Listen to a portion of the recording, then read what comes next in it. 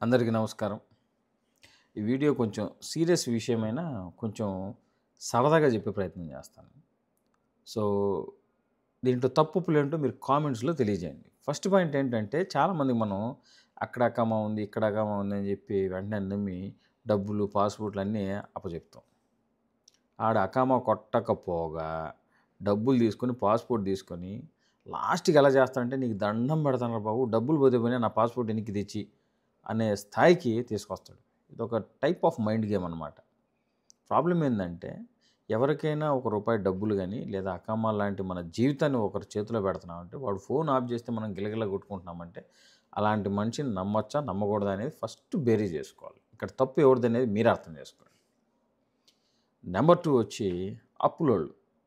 ఎవరికైనా అప్పిచ్చినామనుకో, వాడు ఏం పేపర్లు కావాలో అన్నిటి మీద సంతకం పెడతాడు. లాస్ట్‌లో చెప్తాడు, "ఏం పీక్కుంటావో పీక్కో" అంటాడు. అట్లాంటోడికి అప్పు ఇచ్చినామంటే తప్పెవరిది? సో, కాబట్టి ఇచ్చేటప్పుడే ఆల్మోస్ట్ మనం లోపల నుంచి ఫిక్స్ అయిపోయి ఉండాలి. అంటే కొంతమంది ప్రొఫెషనల్‌గా డబ్బులిచ్చి వసూలు చేసుకోవడం అంటే వడ్డీ వ్యాపారం అది వేరే విషయం. ఎందుకంటే వడ్డీ వ్యాపారస్తులని మనం ఉపేక్షించం. ఎందుకంటే వడ్డీ కోసం ఇచ్చాడు కాబట్టి చచ్చినట్టు వసూలు చేసుకోవాలంటే దొబ్బే అంటాం. కానీ కొంతమంది సెంటిమెంటల్‌గా మన దగ్గర ఉండే డబ్బుని కొంచెం తీసుకున్నప్పుడు కొంచెం చాలా బాధేస్తది. ఇంకొక మూడో రకం కొంతమంది ఉంటారు. వాళ్ళెవరంటే బిజినెస్ పార్ట్నర్స్. ఏంటంటే నీ దగ్గర అంతో ఎంతో పాపం డబ్బులు ఎత్తిపెట్టుకుంటావు. వాడు తెలివిగా వచ్చి నా దగ్గర ఒక బిజినెస్ ఐడియా ఉంది. నువ్వు ఇన్వెస్ట్ చెయ్యి.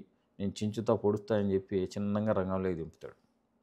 రంగంలోకి దింపి బిజినెస్ బాగా సక్సెస్ అయిందనుకో నిన్ను ఎర్రి డాష్‌ని చేసి బిజినెస్ లాక్కుంటాడు. లేదా బిజినెస్ సరిగ్గా అవ్వలేదనుకో అన్నీ నీకే అప్పజెప్పి దొబ్బేస్తాడు. సో, కాబట్టి బిజినెస్ నాలెడ్జ్, తెలివితేటలు ఉండేవాడు సొంతంగా బిజినెస్ చేసుకుంటాడు గానీ ఒకరి మీద డిపెండ్ అవ్వడు. ఒకరి మీద డిపెండ్ అయ్యి డబ్బులు అడుగుతున్నాడంటే దాన్ని ఆలోచించాల్సిన విషయం.